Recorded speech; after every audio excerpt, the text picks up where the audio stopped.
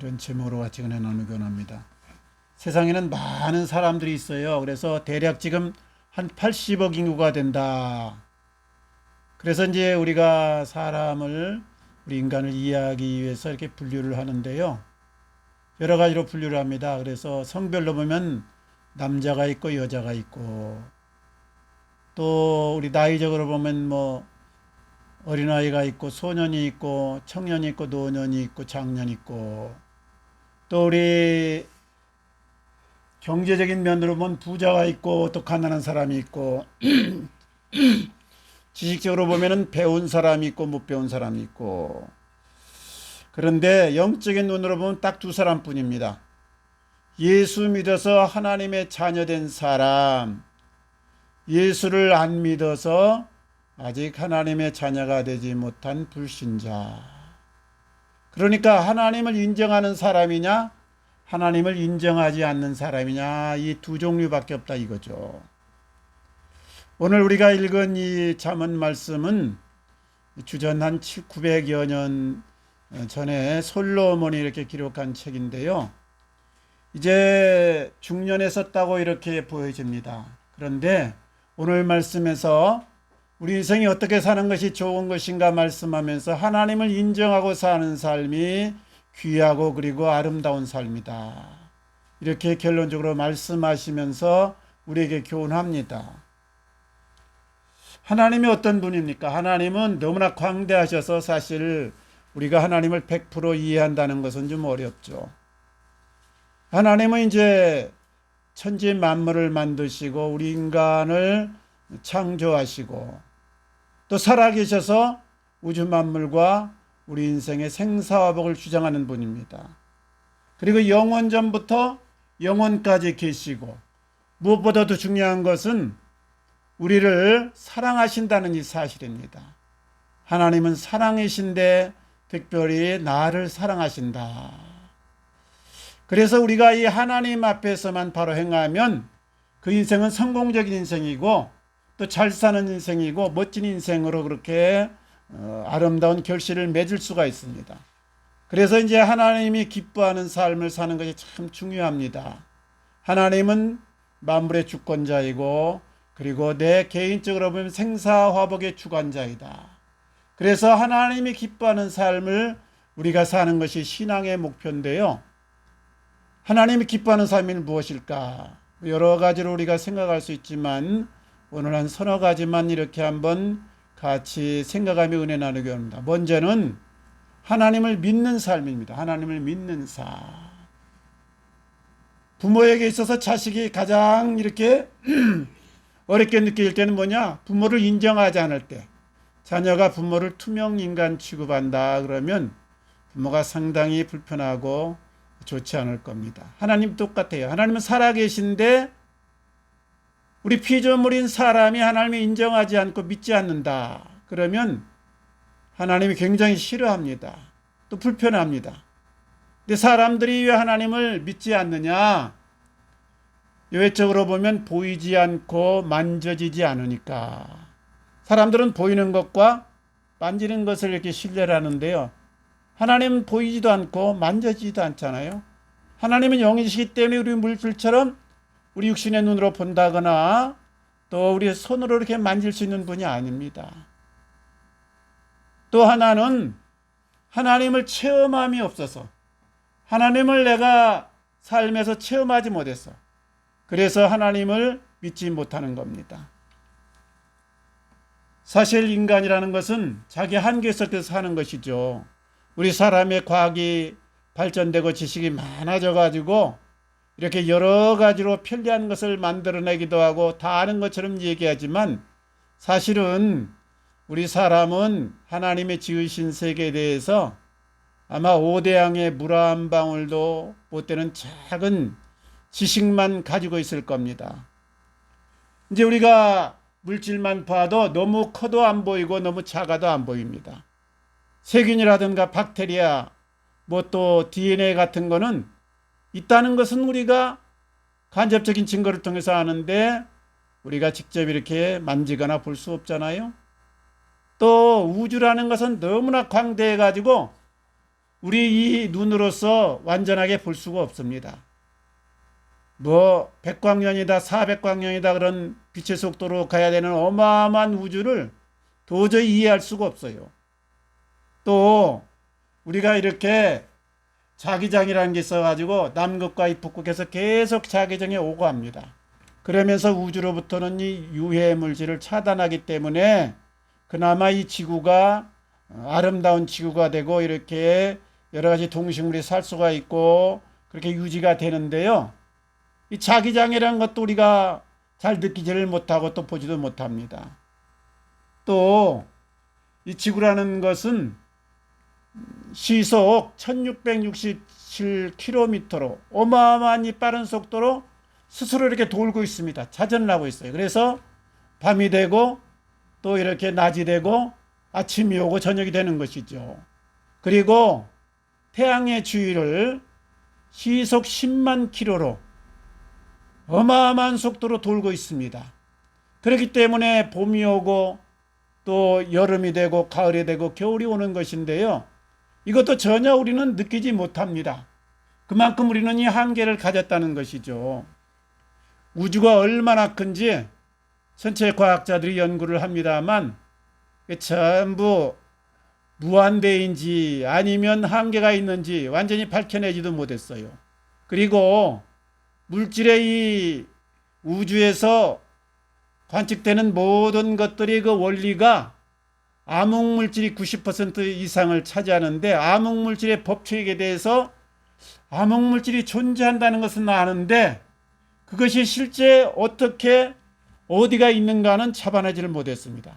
그래서 그냥 어렴풋이 감으로만 알기 때문에 암흑물질이다 이렇게 그냥 이름 붙여놓은 겁니다. 또 블랙홀이라는 것도 빛의 속도 이상으로 빨아들인다고 하는데 그것도 현상으로만 아는 것이지 실제 그것을 제대로 관측을 못합니다. 그러니까 우리 인간의 지식이라는 것은 뭐 컴퓨터도 만들고 AI도 만들고 여러 가지 편리한 것들을 많이 만들어내서 무한대 같지만은 실제는 극히 작은 부분이다. 오대양의 물 한 방울도 되지 못하는 자그마한 하나님의 세계를 우리가 단지 알고 있을 뿐이다 이 말이에요. 그런데 이 우주를 만드신 절대자인 하나님을 이해한다는 것은 상당히 우리 인간으로서는 불가능합니다. 우리가 물건을 보려고 하면 두 가지가 필요해요. 첫째는 내가 눈을 떠야 되고 또 한 가지는 조명이 비춰져야 됩니다. 그래서 빛이 없는 것은 깜깜한 세계에서는 우리가 물체를 볼 수가 없는 것이죠.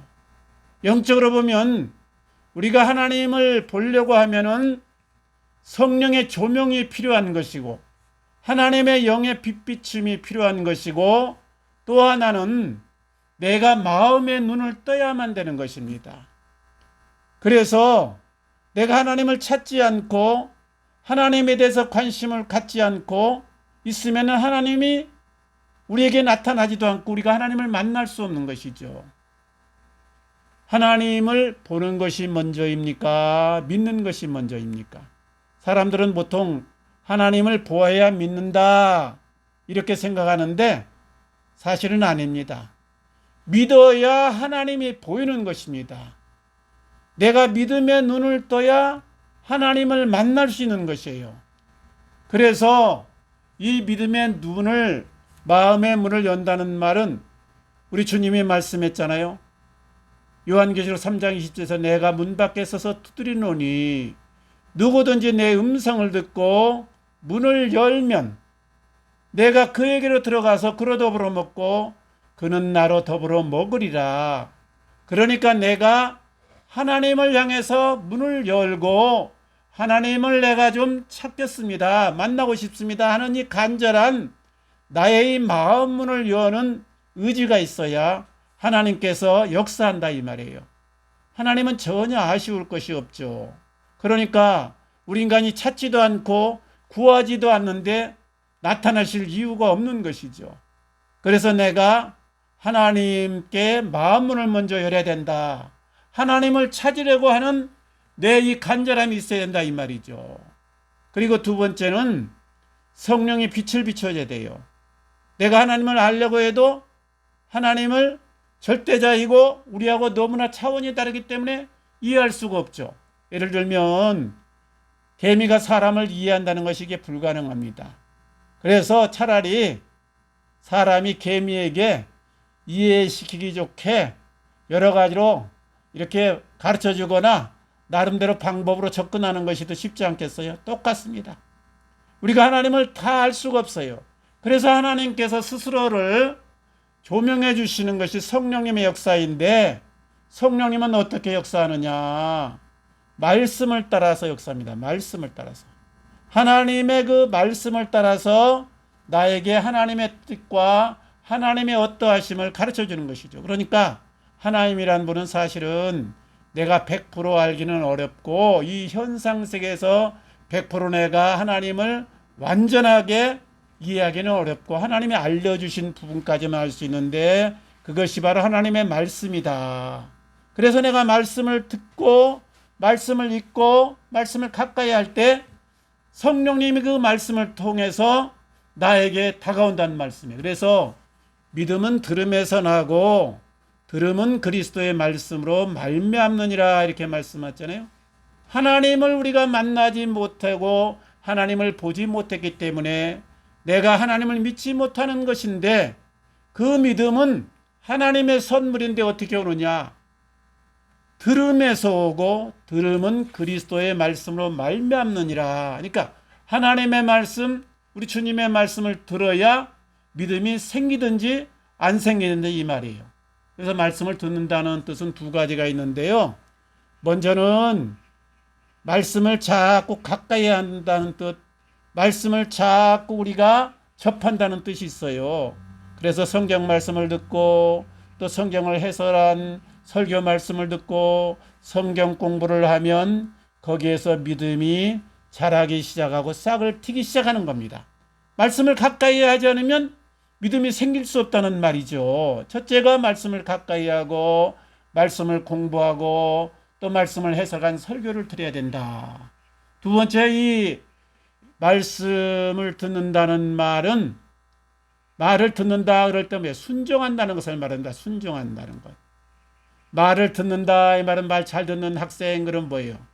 순종을 잘하고 잘 뜻을 따른다는 학생을 말하는 거잖아요. 그러니까 말씀을 듣는다는 두 번째 의미는 말씀대로 내가 산다는 것을 말해요. 내가 그 말씀대로 하나님이 계시지 않지만 내가 기도해보고 말씀을 따라서 하나님의 뜻을 그대로 살아보고, 그러면 거기에 약속하신 하나님의 말씀이 내 삶에서 이루어진 것을 내가 체험할 수 있다는 뜻입니다. 그래서 하나님을 우리가 이렇게 가까이 하고 하나님의 말씀을 행할 때에 하나님이 믿어지고 내 마음에 하나님에 대한 믿음이 확고하게 자리 잡는다. 믿으시기를 바랍니다. 우리가 말씀을 가까이 하시고 말씀을 실행하심으로 하나님을 만나셔서 믿음 없는 삶을 살지 말고 믿음 안에서 하나님과 동행하시기를 주님 이름으로 축원합니다.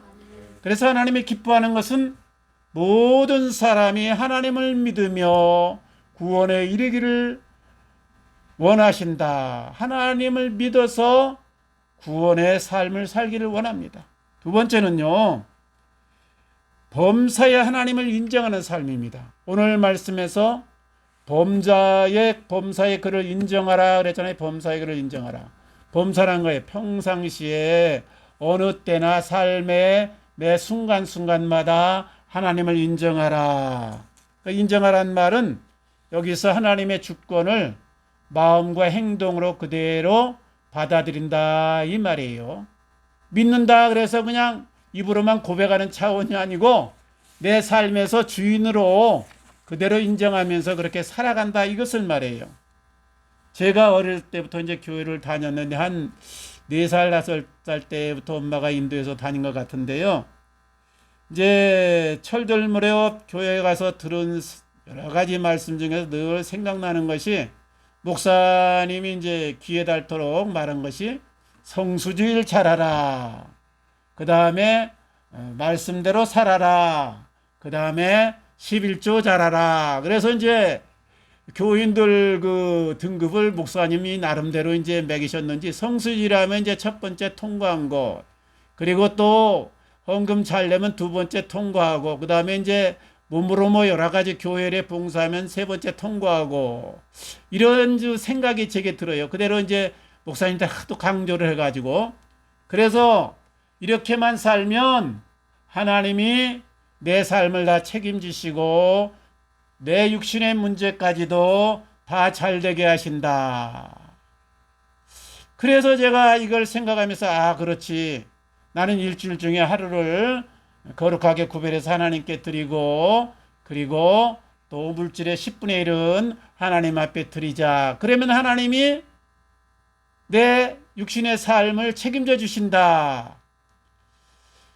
근데 반대로 말하면요, 내가 7일은 하나님께 구별해 드리고 6일은 내 마음대로 써도 된다. 10분의 1은 하나님께 드리되 10분의 1은 내 욕심대로 내 뜻대로 써도 된다. 이렇게 이해를 했어요. 그래가지고 하나님께 나는 7분의 1 시간을 드렸고 10분의 1 물질을 드렸으니 나머지는 내 마음대로 살자. 이것이 이분법적인 신앙입니다. 이분법적인 신앙. 속과 거룩을 구별하고 세상 것과 하나님의 것을 구별하고 교회와 세상을 나누고 성도의 삶과 일반적인 삶을 나눈다 이거죠. 그런데 이것이 구약에는 있어요. 구약에는. 하나님의 날을 구별해서 안식일을 거룩하게 지키라. 또 10분의 1을 구별해서 하나님께 드리라. 그러면 나머지를 하나님이 복 주신다. 이런 것이 구약의 흐름에 많이 있습니다. 그러나 신약에 오면 이것이 깨집니다. 신약은 뭐냐? 하루가 하나님의 날이 아니라 모든 내 인생의 시간이 하나님의 허락 가운데서 살아간다. 그러니까 내가 80년을 살든 90년을 살든 이 모든 것은 하나님의 시간인데 내게 맡겼다. 하나님께서 내게 100이라는 물질을 주었는데 10분의 1은 하나님께 드리고 10분의 9는 내 마음대로 써도 된다 이것이 아니고 모든 물질은 하나님의 것인데 하나님의 거룩한 뜻을 위해서 너의 행복을 위해서 내가 너에게 맡겼다 하는 이 청지기 의식입니다. 구약은 속과 거룩을 구별하고 하나님 것과 세상 것을 구별하는데요. 교회와 그리고 일반 속세를 구별하는데 신약에 오면 그렇지 않다 이거죠. 모든 것이 하나님의 것이고 하나님 안에서 아름답게 쓰면서 하나님의 영광을 나타낼 것을 말씀합니다. 그래서 이분법적인 신앙을 우리가 벗어나야 신앙이 성숙한 것이에요. 교회 생활과 일반 생활을 구별하면 안 됩니다. 교회 생활도 똑같이 아름답게 그리고 깨끗하게 세상 생활도 마찬가지로 우리가 투명하게 그리고 바르게 살아야 된다 이 말이에요. 그래서 우리가 세상을 살기가 녹록지 않는 겁니다. 세상이 얼마나 약삭빨래요. 나름대로 술술을 부리기도 하고 또 나름대로 이익을 챙기기 위해서 여러 가지 방법을 동원하는데 우리는 늘 하나님 안에서 서야 되니까 하나님 앞에서 사는 이 신앙이니까 투명하고 바르게 살아야 되는 것이잖아요. 그래서 신앙생활하는 것이 녹록지 않다 이거죠. 그래서 일찍이 예수님이 말씀하셨어요. 나를 따라오려거든 자기를 부인하고 자기 십자가를 지고 나를 쫓을 것이니라. 지금 예수 믿는데 뭐 불이익이 있습니까? 교회 다녔다고 핍박이 있습니까? 여러 가지 뭐 죽음에 대한 위협이 있는 거 아니잖아요. 그런데 왜 나를 따라오거든 십자가를 지라 그러냐? 내 욕심을 죽이고 내 성품을 죽이고 내가 예수 그리스도의 마음으로 세상을 살면서 늘 하나님 앞에 내가 살아야 될 것을 말씀하기 때문에 그렇습니다. 로마서 12장 1절에 오면 그랬잖아요. 너희 몸을 하나님이 기뻐하는 거룩한 산 제사로 드리라. 이는 너희의 드릴 영적 예배니라.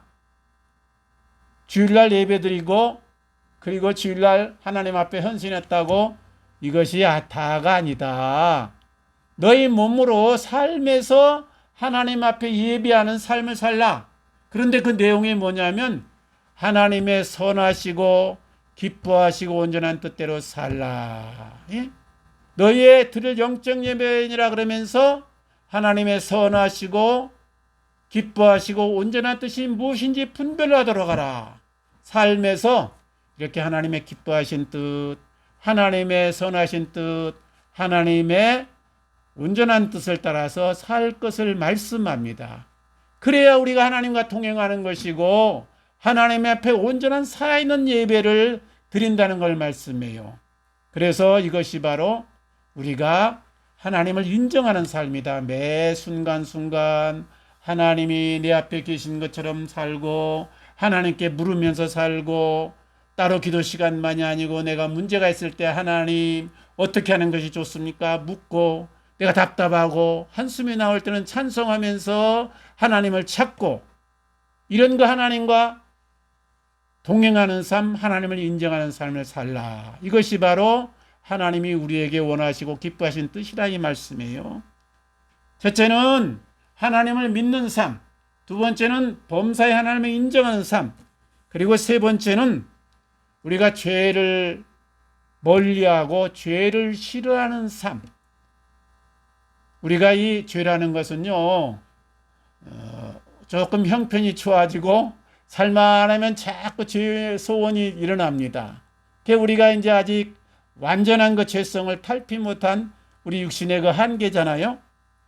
하나님께서 아담과 하와를 행복의 동산 에덴에 두시고 한 가지 규칙만 두셨어요. 선악과를 따먹지 말라. 다른 모든 것은 마음대로 하고 내 마음대로 먹되 선악과는 따먹지 말라. 왜냐? 이거는요, 어려운 것이 아닙니다. 모든 것을 다 마음대로 할 수 있는데 딱 한 가지만 손대지 말라. 왜냐? 하나님과 우리 사이의 질서를 위해서 그런 거예요. 어디까지나 우리는 하나님 안에서 행복하고 하나님께서 나를 복 주실 때 내가 아름다운 인생 살 수 있다는 것을 가르치는 이 계명이거든요. 근데 인간은 이것까지 넘보다가 결국 신락원에서 에덴 동산에서 쫓겨나지 않습니까? 하나님께서 죄를 지어서 이렇게 하나님의 명령에서 떠난 인간을 품어줄 수가 없어서 그 사랑하신 하나님이 고민하다가 자기의 독생자 예수 그리스도를 보내서 우리를 다시 살리신 것이에요. 그러니까 우리를 사랑하시는 그 사랑이 자기의 독생자를 십자가에 못 박게 죽게 한 것인데, 죄 때문에 바로 그렇게 된 것인데 우리가 다시 죄로 들어간다고 하면 다시 십자가에 우리 주님을 못 박는 것과 똑같은 것입니다. 우리가 물론 육신을 가졌기 때문에 실수할 수 있고 또 넘어질 수 있고 죄를 질 수 있어요. 그러나 성령이 떠나지 않게 우리가 즉각적으로 회개하고 돌이켜야 됩니다. 구약에 보면 이제 이스라엘의 그 초대왕이 사울왕이고 두 번째가 이제 다윗왕인데요. 사울왕도 범죄하고 다윗도 범죄했습니다. 객관적인 것으로 보면 사울은 아말렉을 멸하지 못하고 또 하나님의 작은 명령들을 자꾸 어겼어요. 다윗은 간음죄를 저질렀고 가장 충신인 우리아를 죽이는 살인죄까지 저질렀습니다. 그러니까 이 경중을 따지자면 인간의 잣대로 보면 사울보다는 다윗이 훨씬 큰 죄를 지은 것이죠. 그런데 사울왕은 폐함을 당하고 결국은 자폭하고 죽고 다윗은 다시 회복을 받아서 하나님 은총 안에 들어오게 됩니다. 왜 이렇게 됐느냐? 사울은 죄를 지적받았을 때 뉘우쳤어요. 잘못을 인정했어요. 그러나 계속해서 또 죄를 짓고 또 죄를 짓고 반복적으로 같은 죄를 계속해서 지었어요. 다윗은 우리아의 아내로 인해서 실수한 다음에 나단 선지자의 지적을 받고 눈물로 통회하고 다시는 동일한 범죄를 저지르지 않았습니다. 다윗이 남자라 그런지 여자를 많이 좋아해가지고 환난 날에도 그 아내를 얻고 그랬는 기록이 나오는데, 이 우리아의 아내로 난 범죄 이외에는 여자를 일절 가까이 하지 않습니다. 물론 나중에 좀 논의이 되어서 아비삭이라는 동료까지 두었는데도 동침하지 않습니다. 그 우리아의 사건 이후에는 너무 철저하게 회개를 해서 하나님 앞에 징계를 받고 어려움을 당하는 너무 철저하게 회개를 해서 다시는 동일한 이 범죄를 여자를 가까이 하지 않았다 이거죠. 그래서 하나님 앞에 다시 성령이 회복되고 그 왕권이 그렇게 든든하게 설 수 있고 그가 마음에 합한 자라는 하나님의 이 칭찬을 들었던 것입니다. 우리가 살면 늘 죄의 소원이 있어요. 우리 창세기 사장에 보면 아벨과 이제 가인의 사건이 나오잖아요. 그런데 거기 보면 하나님께서 아벨의 제사는 받으시고 가인의 제사는 받지 않았다. 정확한 원인인 것은 무엇인지 나오지 않습니다만 어쨌든 그렇게 됐어요, 결과가. 그러다 보니까 이 가인 형이 분노를 했어요. 저 녀석 아벨이 있다 보니까 내 제사를 하나님이 안 받았다. 저 녀석만 없어지면 내가 하나님의 사랑을 독차지 할 텐데 엉뚱한 생각이 솟아올랐습니다. 하나님께서 이걸 보시고는 가인에게 충고를 합니다. 죄의 소원은 내게 있으나 너는 죄를 다스릴지니라. 우리 삶에서 육신에서 늘 죄의 충동이 올라오는데 너는 그 죄에 빨려 들어가지 말고 넘어지지 말고 죄를 다스려서 너를 지켜라 이 뜻이죠.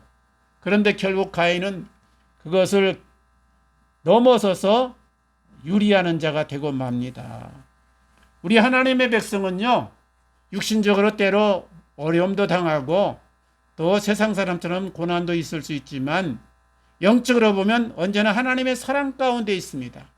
그래서 하나님을 사랑하는 자, 그 때때로 부르심을 받은 자들에게는 모든 것이 합력하여 선을 이루니라. 모든 것이 합동하여 유익되게 하시느니라. 결과적으로 보면 하나님께서 우리 인생을 책임다는 말씀이에요. 그런데 하나님께서 책임지지 않을 때가 딱 한 번 있습니다. 우리 민수기 22장에 보면 발람과 발락이 나오는데요. 모압 왕 이제 발락이 이스라엘 백성들이 그 자기 영토를 지나가게 되니까 아무래도 여러 가지 피해가 올까 봐서 당시에 선지자 발람을 불러가지고 이야기를 합니다. 발람 선지자님, 내가 이렇게 돈도 드리고 여러 가지 먹거리도 드릴 테니까 이스라엘 좀 저주해 주십시오. 그래서 저들로 망하게 해 주십시오. 그래서 이제 발람이 그 먹은 것이 있으니까 와가지고는 못 모르고 이스라엘 백성을 향해서 저주를 하려고 손을 드니까 저주가 안 나가고 이 축복만 나가는 거예요. 그 왕이 가만히 들어보니까 이게 엉뚱하거든. 이게 자기 말대로 안 하고 오히려 축복을 하거든. 다급해졌어. 그래서 발람이 또다시 요구합니다. 더 많이 주면서 어떻든 좀 저주를 해 주십시오. 저들로 망하게 해 주십시오.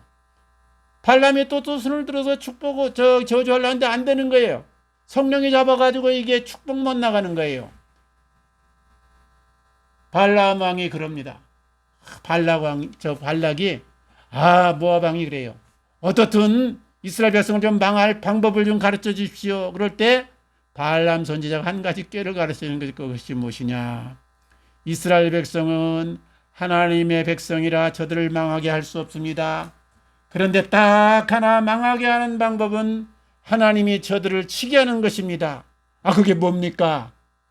저들로 하여금 범죄하게 하면 하나님이 저들을 칠 겁니다.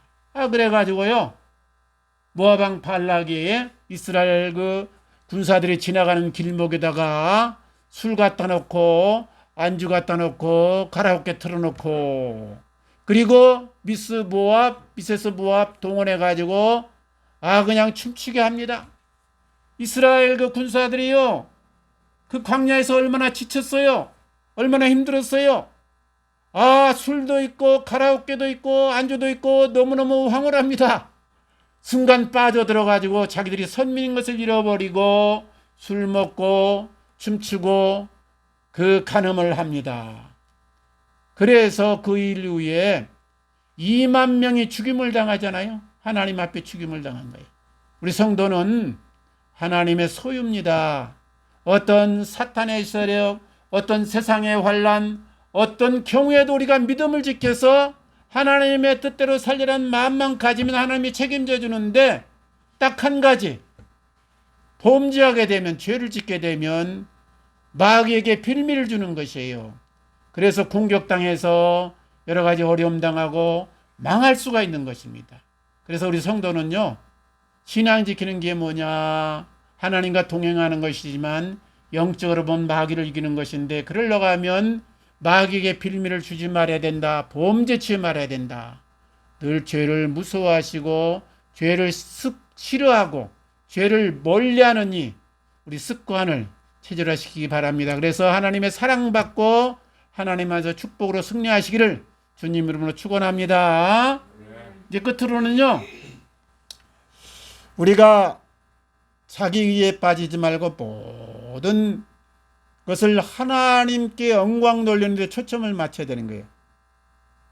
자기 이기나 자기 자랑을 내려놓고 하나님의 영광과 하나님만 자랑하는 삶을 살아야 된다. 인간의 욕구를 메슬로라는 분이 이제 5가지를 이렇게 이야기를 했는데, 맨 처음에 이제 생리적인 욕구, 그리고 이제 차츰 올라가서요, 마지막에 이제 자아 실현의 욕구인데, 4번째가 뭐냐면 인정받고 싶은 욕구, 인정받고 싶은 욕구. 사람은 가족에게 인정받고 싶고, 세상 사람에게 인정받고 싶고, 보이는 사람들에게 인정받고 싶은 욕구가 강하게 있는 거예요. 그래서 이 청취하는 사람들이 그런 인기 욕구, 연예인들도 그런 인기 욕구에 의해서 아주 그렇게 열심히 헌신하고도 그럽니다. 한편으로 좋은 것인데요, 우리 성도는 이 사람에게 인정받고 싶은 욕구를 내려놓아야 돼요. 그리고 하나님께만 나는 인정받겠다. 하나님의 내가 칭찬만 받겠다. 하나님의 상급만 기대하겠다. 이런 자세를 가져야 되는 것이에요.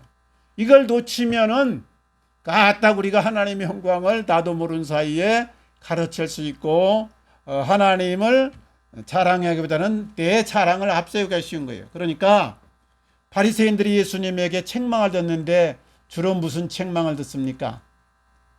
우리는 뭐 3일간 3일에 한 번씩 금식한다. 우리는 뭐 기도를 이렇게 거창하게 한다. 우리는 뭐 11조 꼭 내고, 그리고 구제 많이 한다. 우리는 선행을 이렇게 많이 한다. 이게 뭐예요? 종교행위거든요. 유대인들의 종교행위 중에 하나인데, 이 종교행위를 자꾸 앞세우는 거예요. 왜냐하면 이제 대중적인 인기를 얻어서 기왕이면 많은 사람들의 이런 종교인으로 존경받고 싶은 욕구 때문에 그랬겠죠. 예수님이 이것을 강하게 책망했어요. 그러니까 우리가 신앙생활하면서 성경 많이 읽는 것이 좋습니다. 기도 많이 하는 것이 좋아요. 또 선행도 하고 전도 많이 하는 것이 좋은데, 이런 종교 행위를 자랑하면 그 순간 하나님의 책망을 듣게 되고 상급은 삭제되는 겁니다. 그러니까 이걸 늘 잊지 말고, 저를 비롯해서 나 성경 100도겠다. 나 금식 40일 몇 번 했다. 봉사들 중에서 그런 분이 있어요. 금식 40일 몇 번, 성령의 은사 다 받은 분, 뭐 능력 행하는 분. 그거 홍보하면요, 하나님이 주신 선물인데요, 내가 개발해서 얻은 것처럼 자기 자랑하는 것이 됩니다. 그 순간 하나님의 영광을 자기도 모르게 가르치게 되는 거예요. 그러니까 절대 하나님의 물질 축복 줘서 내가 이렇게 많이 구제했다. 나는 어느 나라에 선교 많이 했다. 나는 교인이 몇 명이다. 나는 뭐 어쨌다. 이런 존경이라는 건요, 싹 하나님 앞에서만 인정받아요. 하나님이 알아주면 되고, 하나님께서 보시면 그것이 영원한 날에 상급이 되지만은, 내가 발설하는 순간 뭐라고 그랬어요? 이미 저는 상을 받았느니라. 그리고 바리새인처럼 까딱하면 책망 듣게 된단 말이죠. 그래서 예레미야 9장 23절 보면 그랬어요. 지혜자는 그의 지혜를 자랑하지 말라. 용사는 그의 욕망을 자랑하지 말라. 부자는 그의 부함을 자랑하지 말라. 자랑하는 자는 이것으로 자랑할지니 곧 명철하여 나를 아는 것과 여호와의 사랑과 정의와 공의를 땅에 행하는 자임을 깨달은 것이라. 이게 뭐예요? 모든 것이 내가 노력해서 얻은 것이 아니고 하나님 것인데 나에게 맡겼으니까 감사하고 자랑은 절대 하지 말아라. 그리고 자랑하려면 하나님만 자랑하고 하나님의 사랑과 공의와 정의만 나타내는 삶을 살라, 이걸 말씀하는 겁니다. 그래서요, 우리가 아무리 일을 잘하고 하나님의 이 기뻐하는 이것을 많이 했어도 이를 다 한 후에 종이 뭐라고 고백하라고 그랬어요? 나는 무익한 종이니이다. 당연히 할 일을 했을 뿐입니다. 목사님들 중에 좀 안타까운 분들이 성공적인 목회를 하시고 아주 크게 이렇게 하신 분들이 마지막에 내가 이렇게 이 교회를 부흥시켰으니 내게 전별금 얼마 주시오 한다거나, 내가 이렇게 크게 교회를 세웠으니 내 아들에게 물려주시오, 이렇게 하면 그 순간 말이죠, 어떻게 되겠습니까? 하나님의 영광을 가로채는 것이 자기도 모르게 되는 것이고 상급은 완전히 삭제되는 것입니다, 이게. 그래서 우리가 신앙의 행위는 필요하지만은 늘 하나님을 높이는데, 하나님을 우리가 자랑하는데, 그리고 하나님의 사랑과 공의를 실천하는데 우리가 주안점을 두라, 이 말씀이에요. 그럴 때 하나님이 기뻐하신다, 이 말씀입니다. 우리 늘 하나님만 높이며 하나님께 영광 돌리는 우리 성도님들 되시기를 주님 이름으로 축원합니다. 이야기 하나만 하고 마치겠습니다. 정규환이라고 있습니다. 정규환 씨 집안은 사람마다 이제 집안에 그 가훈도 있고 또 가풍도 있는데 내림이 좀 있는데요. 이 집안은 이제 불명예스럽게도 자살 가문이에요. 자살 가문. 그러니까 자기 친가에서만 6명이 자살을 했어요. 할아버지 때에는 5형제가 있었는데 5형제가 전부 자살을 했습니다. 그러니까 아버지가 늘 이것 때문에 시달리기도 하고 가정 간에 이렇게 참 여러 가지 자폭하는 일이 있으니까 얼마나 살맛이 안 나게 술로 지냅니다. 그러다 보니까 그 영향이 또 자녀들에게 미치는 거예요. 아들을 학대를 합니다. 그래도 누나가 있어가지고 늘 위로해주고 다독여줘서 그런 대로 살아갔는데, 자신이 이제 고등학교를 마치고 대학에 입학해서 오리엔테이션을 갔는데 누나는 대학교 4학년으로 졸업을 며칠 앞두고는 또다시 자살하고 말았어요. 이야, 너무나 큰 충격이 되었습니다. 가족 간의 대화가 끊어졌습니다. 개인적으로는 너무나 상심을 해가지고 성격이 날카로워지고 누구를 만나기 싫었어요. 그러다 보니까요, 젊은 날에 술로 6년간을 보냈어요. 6년간을.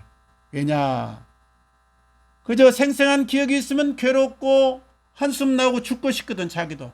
그러니까 더 술 먹고 또 깨어나서 조금 괜찮으면 또 술 먹고, 6년을 지난 어느 날 그런 생각이 들었습니다. 이야, 이대로 가다가는 나도 자폭하는 것밖에 없겠다. 이대로는 안 되겠다. 우리 누님까지는 자살해 갔지만 나는 어쨌든 살아야겠다. 나름대로 몸부림이 생겨가지고 지푸라기도 잡는 심정으로, 야, 이 땅을 좀 떠나서 잠시 기분 전환하자. 그래서 저 호주로 워킹 홀리데이라고 이제 공부도 하고 뭐 언어도 배우고 그런 프로그램인데 거기에 참여를 했습니다. 1년으로. 그래서 이제 가는 길에 한 동료를 만나가지고 이야기를 하다 보니까 그분이 교회 다니는 성도예요. 그래서 어떻게 왔냐 이야기하다가 털어놓을 때도 없고 그동안 답답한 것도 있어서 이제 하소연하듯이 그분한테 털어놨더니 그분이 이야기를 다 듣고 나서, 내 감정, 내 마음이지만 사람은 자기 마음대로 되는 것이 아닙니다. 그러나 우리를 지으시고 만드신 그 하나님 앞에 가면 하나님이 치료해주고 하나님이 회복시켜 줄 수 있습니다. 그래서 그분 말에 수긍이 가서 그 다음 주일부터 일 마치면은 주일날은 꼭 교회를 따라갔습니다. 매주마다 교회 가서 예배드리고 말씀 듣고 또 기도하고 성도들과 같이 교제하고, 이제 1년을 지나면서 어느 만큼 좀 마음이 평안해졌고 좀 회복이 되었어요. 그래서 1년 이제 다 마감하기 전에 하나님 앞에 기도했습니다. 하나님, 지난 1년 동안 너무나 감사합니다. 특별히 하나님을 알게 되고 성도들을 통해서 많은 위로를 받고 회복하게 되어서 감사합니다. 이제 제가 어떻게 살아야 될까요? 그랬더니 떠오른 말씀이 고린도후서 5장 17절 말씀. 그리스도 안에 있으면 새로운 피조물이라. 이전 것은 지나갔으니 보라 새 것이 되었도다. 하나님 감사합니다. 그러나 앞으로 어떻게 살아야 될지 막막합니다. 우리가 이 성령의 음성을 들으려면 말씀을 마음에 많이 두어야 돼요. 말씀이 저장되어 있으면 성령님이 말씀을 타고 나에게 세미한 음성으로 다가옵니다. 마음에서 또 하나님의 세미한 음성이 들려오는 거예요. 빌립보서 4장 4절 말씀. 항상 기뻐하라 그러면서 아무것도 염려하지 말고 오직 기도와 간구로 너희 구할 것을 하나님께 아뢰라. 그래야 하면 그리스도 예수 안에서 하나님의 평강이 너희 마음과 생각을 지키시리라. 그 음성을 듣고 보니까 용기가 났어요. 그래, 내가 지금은 어찌할지 모르지만 하나님의 선하심을 믿고 그 인도하심을 내가 따르리라. 귀국해가지고 다시 복학을 했는데 이번엔 실용무용학과에 들어갔습니다. 그래서 동기들보다 한 6, 7년 늦었지만은 남대름대로 열정적으로 공부를 했어요. 늘 기쁜 마음으로 하나님께서 나와 함께 하신다니 자신감으로 하다 보니까 7개월 만에 어느 전공자의 견주어도 전혀 손색이 없습니다. 평가를 받았습니다. 그래서 청년들과 함께 히즈라이트라는 이 워십 팀을 만들어 가지고 그렇게 복음을 전하고 찬양을 하면서 전국을 돌았습니다. 자살 예방 전문가로 뛰었어요. 자살 충동을 느낀 사람이 너무너무 많고 절망한 사람들 그리고 체포 관련 사람이 너무너무 많은 것을 알고 곳곳을 돌면서 메시지를 전하고 하나님의 사랑을 전했습니다. 정규한 성도가 이렇게 말해요. 우리가 하나님을 만나고 그분과 깊이 대화를 나누면 우리의 상한 마음을 하나님이 치료해 주시고 그리고 건강한 삶으로 다시 회복시켜 줍니다. 우리가 이 마음을 가지고 세상으로 나가면 우리가 선한 영향력을 행사하면서 빛과 소금으로 하나님 나라를 확장할 수 있습니다. 그렇습니다. 사랑하는 성도님들, 우리가 어떤 성도가 되어야겠습니까? 기준은 딱 하나. 하나님이 기뻐하는 건 나도 기뻐하고 하나님이 싫어하는 건 나도 싫어하는 성도가 되면 하나님이 우리를 기뻐하시고 하나님이 우리에게 상을 주시고 나를 들어서 하나님의 역사를 이루어 가십니다. 늘 믿음 안에 살기 바랍니다. 말씀을 가까이 심으로 믿음 없는 자가 되지 말고 믿음 안에 거하자. 범사에 하나님을 인정하는 삶을 살기 바랍니다. 그리고 죄는 하나님의 축복을 단절하고 사탄 마귀의 저주를 불러오는 것을 잊지 말고 늘 죄를 싫어하고 죄를 멀리하는 우리 체질로 만들어가기 바랍니다. 그리고 자기에 빠지지 말고 오직 영광을 하나님께만 돌리심으로 우리 하나님의 사랑을 받고 하나님의 상급을 받고 승리하시는 우리 귀한 성도님들 되시기를 주님 이름으로 축원합니다. 같이 기도하겠습니다. 아버지